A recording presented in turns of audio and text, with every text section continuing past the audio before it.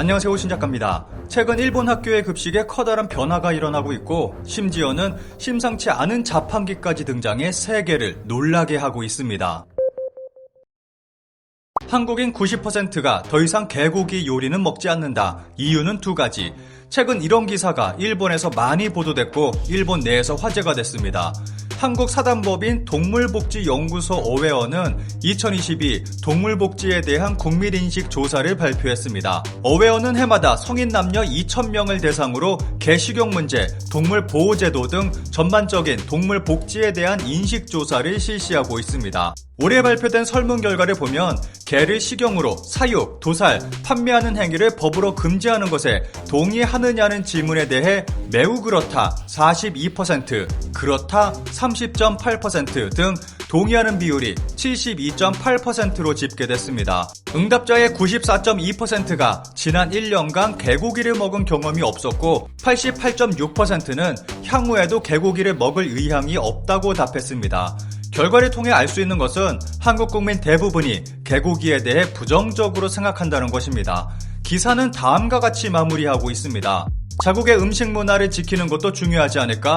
한국 이외에도 개고기는 중국과 베트남에서도 먹는다. 특히 베트남에서 개고기는 대접받는 음식으로 여겨 연간 약 500만 마리를 먹는다고 한다. 필자는 개고기를 먹는 것에 찬성하는 입장이다. 개의 생명을 소중히 여기는 마음은 충분히 이해하지만 식문화를 지키는 것도 중요하다고 생각하기 때문이다. 죽이는 것이 불쌍하다고 하면 소, 돼지, 닭, 물고기 같은 온갖 생물을 우리 인간은 먹을 수 없게 된다. 시대 흐름에 순응해 법으로 개고기를 규제하는 것도 한 방법이지만 그것은 선택의 자유를 빼앗아 역사가 있는 식문화를 스스로 없애는 것이 되지 않을까? 다른 나라의 시선에 신경 쓰는 것도 중요하지만 한국인들은 좀 더 자국의 정체성을 존중해도 좋다고 생각한다. 한번 잃어버린 식문화를 복원시키기는 어렵기 때문이다. 관련 기사에는 대부분 한국 개고기 문화를 지지하는 굉장히 의외의 댓글들이 달리고 있습니다.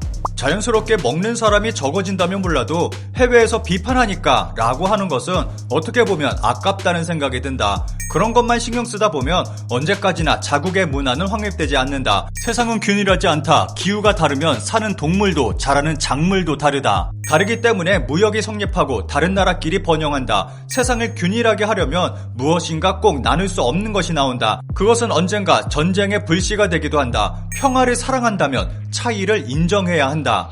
일본에서도 과거에 개, 고양이, 원숭이, 쥐 등을 먹었습니다. 식량 조달의 취향 따위는 허용되지 않는 경우도 있었을 것입니다. 일본만이 아니라 세계적으로도 먹을 수 있는 것은 무엇이든 먹는다는 것은 보편적이었습니다. 오랜 역사를 보면 음식의 전통도 중요하지만 현대인들이 음식 문화로 무엇을 취사 선택하느냐도 마찬가지로 중요하겠죠. 법률로 규제하지 않아도 90%가 먹지 않는다면 문화로서는 폐지될 것인데 법으로 정해야 할 일인가? 국가는 그것을 성과로 계산할 생각이야? 개인적으로 먹고 싶다고는 생각하지 않지만 이런 업계 하나가 망하는 법 개정은 누군가의 공훈 만들기를 위한 가능성이 있다. 그것 때문에 길거리를 헤매는 사람이 있어도 상관없다. 최근 일본에서도 비슷한 느낌이 들어서 강 건너 불구경이 아닌 것 같다. 일본의 음식 문화는 항상 논란을 만들고 있고 최근에는 전 세계를 경악하게 하는 일까지 벌어지고 있습니다. 그립다? 신선할까? 급식에 고래튀김. 이 고기는 어디서 온 것일까? 최근 몇 년 사이 급식에 고래고기를 사용하는 일본 학교들이 급증하고 있습니다. 고래고기 튀김이 들어간 일본 학교의 급식입니다.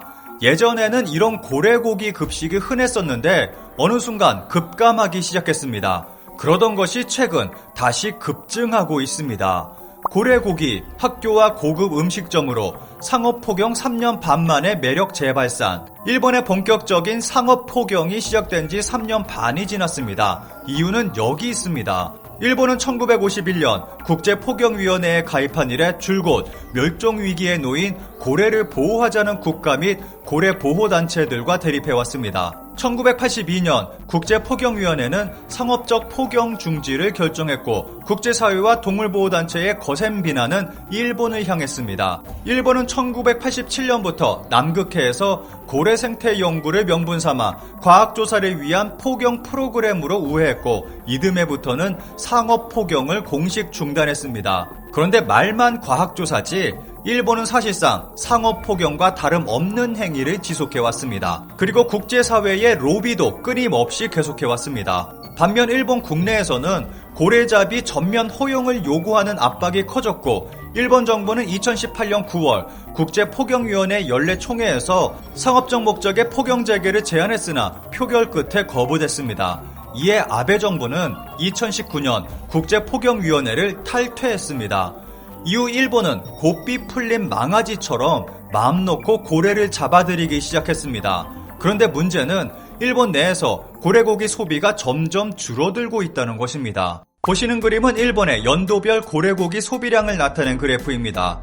1960년대를 정점으로 일본 내 고래고기 소비량은 급감하고 있고 1990년대 이후부터는 고래고기가 절대 대중적인 식재료가 아님을 알 수 있습니다. 경제가 성장함에 따라 소고기 등의 단백질원을 손쉽게 구할 수 있게 됐고 고래고기 소비는 급감하게 된 것입니다. 그런데 30여 년 만에 상업폭염이 본격화되면서 고래고기의 공급은 급증했습니다. 그런데 소비는 여전히 극소수층에서만 이루어지고 있습니다. 1960년대 일본의 고래고기 소비는 연간 15만 톤이었는데 지금은 3천 톤 정도에 불과합니다. 국민 1인당 소비량으로 따지면 2스푼 분량으로 거의 제로라고 말할 수 있습니다. 상황이 이렇자 일본 내에서는 고래고기 소비 확대에 나서기 시작했고 그 하나의 방법으로 학교 급식을 택한 것입니다. 일본에서는 고래고기의 학교 급식 급증에 이어 더 놀라운 것이 나와 전 세계에 충격을 주고 있습니다. 고래고기 구입은 자판기에서 하세요. 식문화 유지에 폭영 대기업 무인점포 4곳 개설. 이제는 고래고기 자판기까지 등장했습니다. 도쿄에 자리하고 있는 회사 교토 센바쿠는 도쿄 코지야역 근처에 고래스토어라는 매장을 열고 냉동 고래고기를 비롯해 캔 통조림, 조리된 고기 등을 판매하는 자판기 4대를 설치했습니다. 이 외에도 도쿄와 요코하마에 3곳이 더 오픈했고 2월에는 오사카에도 오픈하게 될 예정입니다. 현재는 테스트 판매로 반응이 좋으면 향후 5년간 100개 점포로 늘린다는 목표를 가지고 있습니다. 또 이 회사는 전 세계의 폭영 산업을 지지하기 위해 연간 긴수염고래 3,000톤을 아이슬란드에서 수입할 계획을 세우고 있습니다. 회사 관계자는 이번 고래고기 자판기 설치에 대해 다음과 같이 설명하고 있습니다. 이 회사의 관계자는 국내 소비량이 늘지 않으면 전통적인 폭영 산업이 존립할 수 없어 고유의 식문화가 상실된다 라고 위기감을 나타냈다. 이제 막 오픈해서인지 주민들의 반응은 좋은 것 같습니다. 전 세계에서 유일하게 일본에서만 아바타2가 폭망한 이유가 있는 것 같습니다. 어렸을 때 고기하면 고래고기였다. 지금은 우리 같은 가난한 사람은 손도 댈 수 없다. 그러나 TV에서 월드라이프나 해양 프로그램을 좋아해서 자주 보는데 돌고래를 포함한 고래류는 확실히 다른 생물을 위협할 정도로 늘고 있다. 돌고래 등 너무 보호하고 있다. 돌고래도 고기는 고래와 다르지 않다. 참거두 고래도 너무 많다. 어쨌든 일부 생명만 너무 보호하면 자연의 균형이 오히려 부자연스러워진다. 적정량의 포획을 원합니다. 고래가 너무 많아져서 고등어, 꽁치 등 먹이가 되는 물고기의 어획량이 줄고 있다. 호주에서는 고래 사체를 미끼로 상어가 늘어나 인간이 습격당하는 피해가 늘고 있다. 그런데도 반폭영국은 폭영을 인정하려 하지 않는다. 마치 붉은 빛에 물든 광신자처럼. 가까운 미래 식량 위기가 올 것이 틀림없다. 식량 다변화를 추진하기 위해서도 폭영은 필요할 것이다.